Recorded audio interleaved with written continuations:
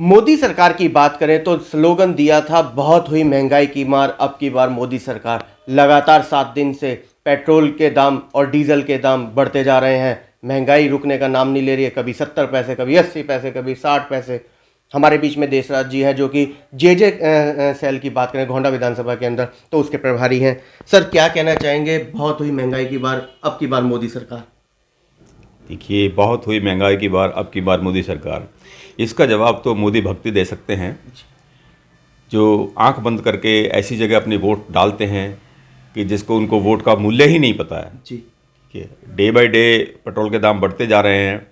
आप देख रहे हैं डीजल के दाम बढ़ते जा रहे हैं। डीजल के दाम बढ़ रहे हैं। जब पेट्रोल डीजल के दाम बढ़ जाएंगे तो आगे सारी चीज़ें अपने आप ही हाई हो जाती हैं। अगर बात करें सरकार की तो सरकार का कहना है कि जब विकास करना है तो इन सब चीज़ों के दाम भी बढ़ाने जरूरी है। विकास ऐसे नहीं होता है। विकास करते ही ये अपनी बात को डाउन कर देते हैं, अपनी बात को अप कर देते हैं। आप देखिए 2014 में जाइए, जी। 417 रुपये का सिलेंडर होता था, 470 रुपये का सिलेंडर होता था, जी, जो बढ़ा दिया था। मतलब आप कांग्रेस के समय की बात कर रहे हैं? जी, तो कांग्रेस के समय में क्या था, स्मृति ईरानी जी आकर के सिलेंडर उठा के रोड पे बैठ गई। जी, जंतर मंतर पे बैठ। जंतर मंतर पे बैठ गई, बता रही थी कि महंगाई कर दी, महंगाई कर दी। आज 1070 रुपये का सिलेंडर है। जी, समझे, कहाँ गई ईरानी जी? कहाँ गई उनकी पार्टी, बीजेपी पार्टी कहाँ गई? जनता क्यों नहीं पूछ रही है इनसे कि 3 गुना महंगाई कर दी, 1070 रुपये का सिलेंडर कर दिया है। लोगों में हाहाकार मचा हुआ है, रसोई का बजट बिगड़ गया है। सरकार की अगर हम बात करें, उनका सीधा कहना कि युद्ध भी तो चल रहा है, उसका भी तो असर पड़ता है। युद्ध से इंडिया में महंगाई का क्या लेने देना है, ये बताइए ना आप। युद्ध से महंगाई का लेने देना क्या है? लगातार आप दाम बढ़ा रहे हैं। जब दाम घटते हैं तो घटाते नहीं हैं। जी जी जी। जब दाम बढ़ते जा रहे हैं तो बढ़ाते हैं। समझिए, इतना थोड़ी होता है, इस तरह से थोड़ी चलता है। जिस हिसाब से पेट्रोल डीजल के दाम बढ़ते जा रहे हैं, आने वाले समय में लग रहा है फल सब्जी दूध के दाम भी बिल्कुल बढ़ेंगे। सबके दाम बढ़ते चले जाएंगे। ऑटोमेटिक पेट्रोल डीजल एक ऐसी चीज़ है, जी।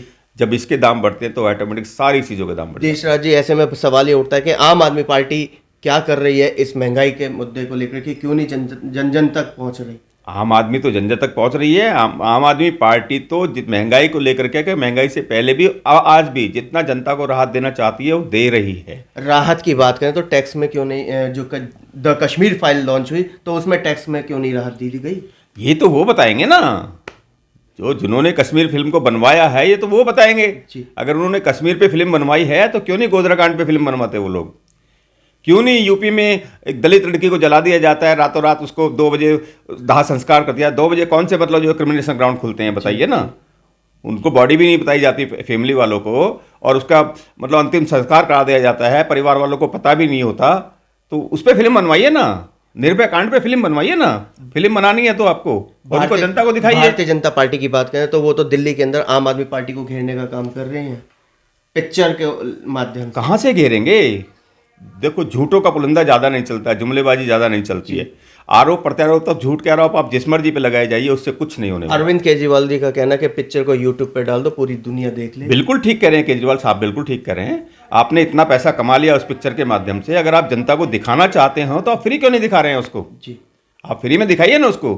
केजरीवाल साहब कोई गलत थोड़ी कह रहे हैं इस बात के लिए। वहीं भाजपा ने भी इस बात को पकड़ लिया है और सीधा कह रहे हैं कि क्यों विज्ञापन बड़े मीडिया को दिया जा रहा है, यूट्यूब पे फेसबुक पे डाल दो, दुनिया देख लेगी। बिल्कुल ठीक कहते हैं, बिल्कुल ठीक कहते हैं। यूट्यूब पे डालो, दुनिया को दिखाना चाहते हो तो क्यों आप इसको टैक्स के रूप में क्यों वसूल रहे, क्यों मतलब जो जनता की जेब काट रहे हैं आप? जी, अगर आप जनता का भला चाहते हैं, जनता को कुछ दिखाना चाहते हैं आप अपने तरीके से, तो टैक्स फ्री कीजिए इसको। तो आम आदमी पार्टी क्यों विज्ञापन दे रही है बड़ी मीडिया को? वो भी तो यूट्यूब फेसबुक पे डाल सकते हो, उसका पैसा बचा करके जनता के हित में लगा दो।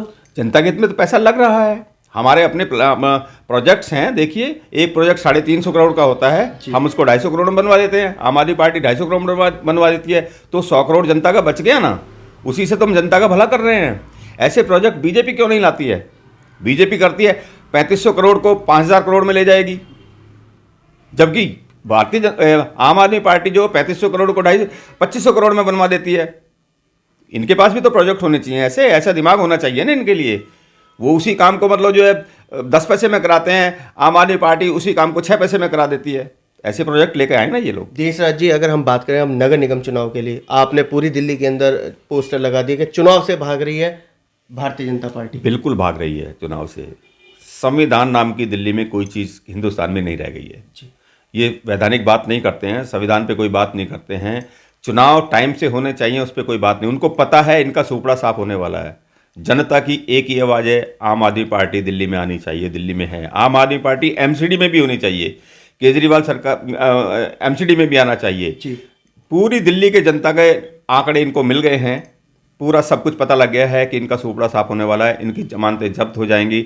इसलिए दिल्ली में चुनाव, एमसीडी का चुनाव नहीं कराना चाह रहे हैं। आप कह रहे हैं चुनाव नहीं कराना चाहते, भारतीय जनता पार्टी तो चुनाव के मूड में बैठी है, तीनों निगम एक कर तो दी। नहीं नहीं, ये सब बहाना ढूंढ रहे हैं लोग, कभी एक करने का बहाना, कभी परिसीमन दोबारा करने का बहाना, कभी रोटेशन का बहाना। जी। ये टाइम को काट रहे हैं, बस टाइम को लंबा है। हर एक ही बार में अपना मैनिफेस्टो लाइए, जी। एक ही बार में जनता को बताइए आप क्या करना चाहते हैं। आप बार बार कभी हम परिसीमन करेंगे, कभी तीनों निगमों को एक करेंगे, कभी कहते हैं कि नहीं एनडीएमसी की तरह हम एक प्रशासक बैठा देंगे, वो काम करेगा।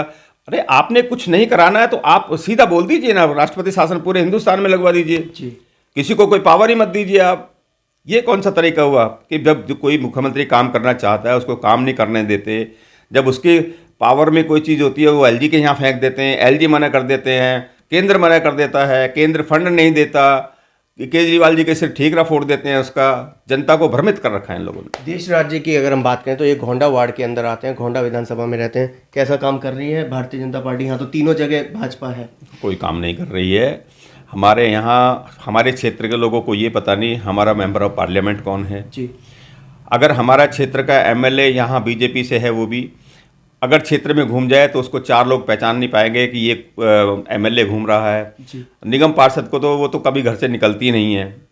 ठीक है जी। एडवर्टाइज के नाम पे दुनिया भर में इनमें पोस्टर लगा रखे हैं। जी। एक एक काम को बताए 10-10 महीने हो जाते हैं।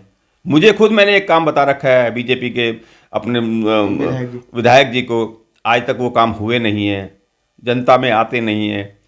कहीं का फंड कहीं उठा के लगा देते हैं, जिस फंड को जहाँ लेके चलते हैं उस पर बात नहीं करते हैं। क्या काम करेंगे ये लोग? कुछ काम नहीं हो रहा घोंडा विधानसभा के अंदर। आप देखते आए होंगे, हमारे यहाँ भी देखते, जब आप साफ यहाँ सफाई तक आए नजर आ हैं, रही है। साफ सफाई आपने देखी जी, होगी जी, कितनी जी। कैसी हो रही है, कूड़े के ढेर पड़े हुए हैं, जी। सड़कें टूटी पड़ी हुई हैं। ये काम किसका है? तो पार्षद का ध्यान क्या लेंटर पर है क्या?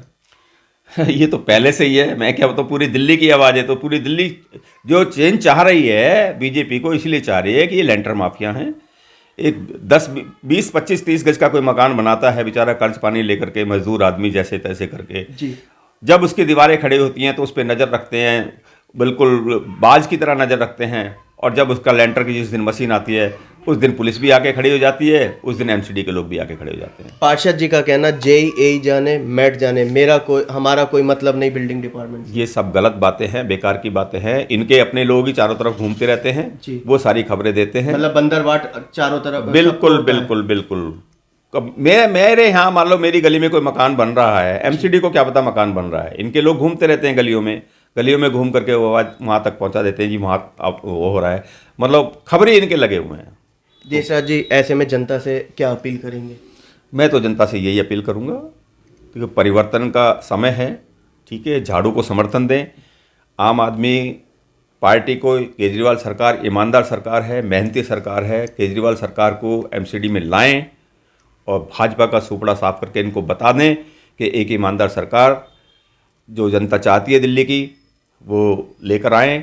और अपने इरादे दिल्ली ने जता रखे हैं। इनको पता है कि अगर हम इलेक्शन करा दिए, ये आज इलेक्शन करा लो, 6 महीने बाद इलेक्शन करा लो, इनके सबकी, भाजपा वालों की सबकी जमानतें जब्त होनी है। देशराज जी, वहीं 2 तारीख से नवरात्र भी शुरू होने वाले हैं, क्या शुभकामनाएं? पूरे क्षेत्रवासियों को नवरात्र की बहुत बहुत शुभकामनाएं मैं देना चाहूँगा। शांतिपूर्वक नवरात्रों में प्रवेश करें और शांतिपूर्वक नवरात्रें मनाएं, अपने शांति बनाए रखें, यही मेरी शुभकामनाएं। ये थे हमारे बीच में आम आदमी पार्टी से जे सेल के प्रभारी घोंडा विधानसभा के देशराज जी, जिनका सीधा सीधा कहना है चुनाव चाहे आज करा लो या करा लो, 6 महीने बाद आएगी तो आम आदमी पार्टी। भाजपा वालों की जमानतें जब्त होनी है। पूरी दिल्ली के अंदर पोल खुल चुकी है, भाजपा के पार्षद कितने ईमानदार और कितने बेईमान। कैमरामैन पवन शर्मा के साथ राहुल शर्मा, भारत टीवी के लिए।